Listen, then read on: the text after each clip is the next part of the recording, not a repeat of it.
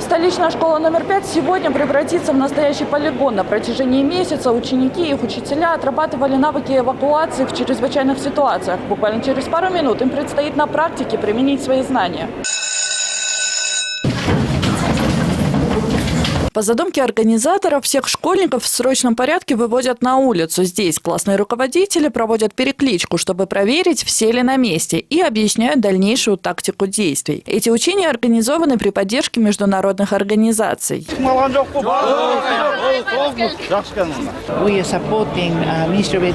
Мы совместно с Министерством образования и науки и МЧС проводим симуляционные упражнения для того, чтобы школьники знали, как реагировать в случае чрезвычайных ситуаций. Кыргызстан – горная страна. Здесь часто бывают землетрясения и прочие природные катаклизмы. Поэтому очень важно, чтобы дети знали, как реагировать, и чтобы они знали правила. Мы рекомендуем проводить подобные мероприятия как минимум 1 или 2 раза в год. На сегодняшний день в 10 разных школах по всей стране смоделированы различные ситуации. Мы надеемся, что если случится что-то незапланированное, то дети вместе с учителями будут в безопасности и будут знать, как себя вести.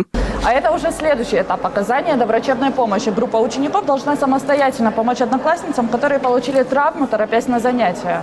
Сейчас мы хотим предотвратить травму позвоночника. Я придерживаю голову, чтобы предотвратить дальнейшие травмы. Мой ассистент, она сейчас будет переворачивать. Ты готова? Начали. И старт. 1, 2, 3. Быстрее, пожалуйста, бери! Во время чрезвычайных ситуаций школьников поджидает множество различных опасностей, потому справляться с их последствиями ребята учат специалисты. По задуманному сценарию 2 старшеклассников получили ожоги и различные травмы. До приезда скорой ученикам необходимо оказать доврачебную помощь. Произошел небольшой пожар, его потушили, и у этого человека астма. Мы ему помогли, дали ингалятор ему, а этого молодого человека электрический пожар руки и ноги. Руки, ног.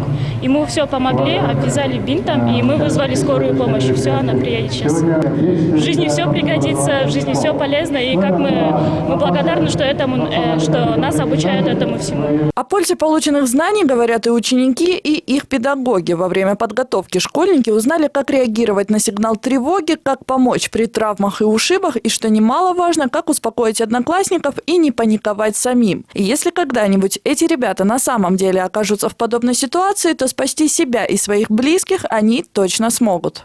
Сабина Дамаскина, Азхат Ибраимов, НТС.